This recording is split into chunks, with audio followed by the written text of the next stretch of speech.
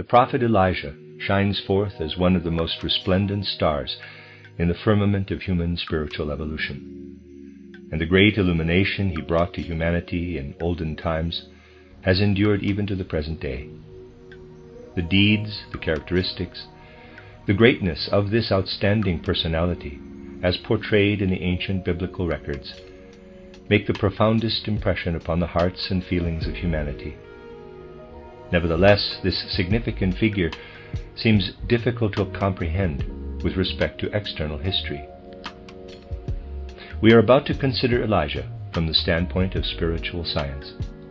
Viewed in its light, we find in the very nature of his being an indication that the most important causes and motives underlying the circumstances connected with earthly existence during human evolution are not dependent merely upon those ideas that may be consciously apprehended, and the results of which can be recognized externally as forming a part of life's history.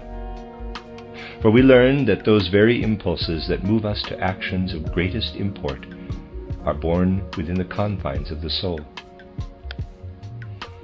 In order that this truth, which sheds so great a light upon the world's history, may become apparent to our spiritual vision, we need only recall the fact that Christianity owes its foundation, for the most part, to that profound psychic incident experienced by St. Paul, Saul, which found outward expression in the vision near Damascus, Acts 9:3.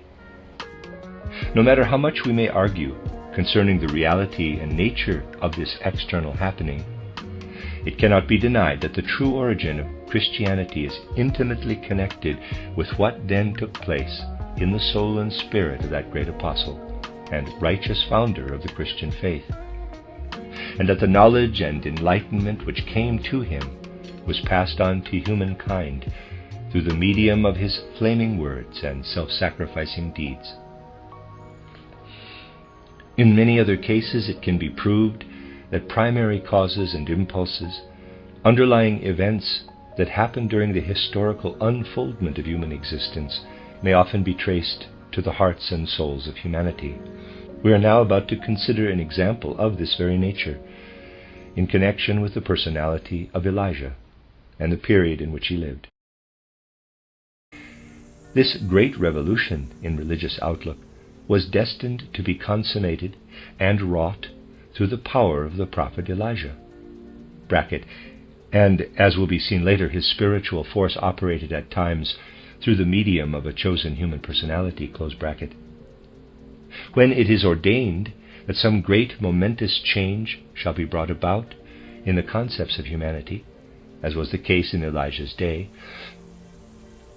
it is necessary in the beginning that there be certain fitting personalities at hand, in whose souls can be implanted the germ, so to speak, of those things ordained later to enter into the history of humanity. The manner in which the seed thus laid finds fitting expression is always that of a new impulse and a new force.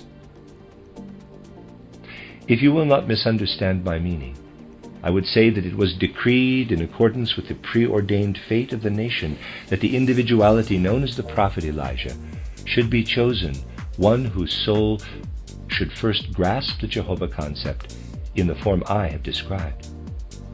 To this end, it was essential that certain singular and very special forces be called up from the hidden depths of his soul, deep-seated powers as yet unknown to humankind, and unguessed at even by the teachers of that time.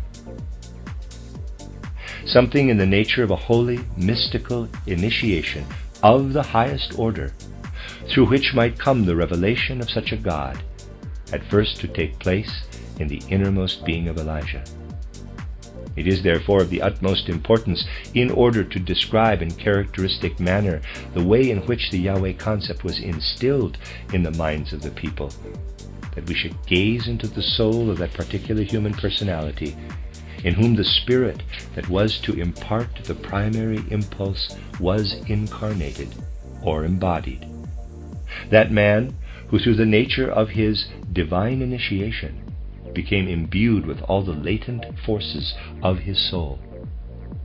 These were forces vital to one who would strike the first deep fundamental note that would call forth and make possible the coming Yahweh conception. Such great spiritual personalities as Elijah, who are chosen to experience within the soul the first stimulating impress of some momentous forward impulse, stand for the most part isolated and alone. In olden days, however, there gathered around them certain followers who came from the great religious schools, or schools of the prophets as they were called in Palestine, and which by other nations have been termed initiation or mystery sanctuaries. Thus, we find the prophet Elijah, if we would use this name, also surrounded by a few earnest disciples, who looked up to him in reverence as one exalted far above them. These disciples realized to some extent the true nature and significance of Elijah's mission, even though, because of their limited spiritual vision, they were unable to penetrate deeply into the soul of their great master. At that time, strange events had begun to take place in the land. The people, however, had no idea of where the mysterious personality might be found who had brought them about. They could say only, quote, "He must be here or there, or something unusual is happening," close quote. The divine element that was about to descend upon Elisha would be of the same spirit as had previously been predominant in Elijah. He heard, through an inner illumination, these words, quote, "Initiate this man into your secrets," close quote. It was in Damascus that Elisha was to be sought, and in that place he would receive this great spiritual illumination, which would come to him in the same way as that glorious divine light that flowed in upon St. Paul at a later period.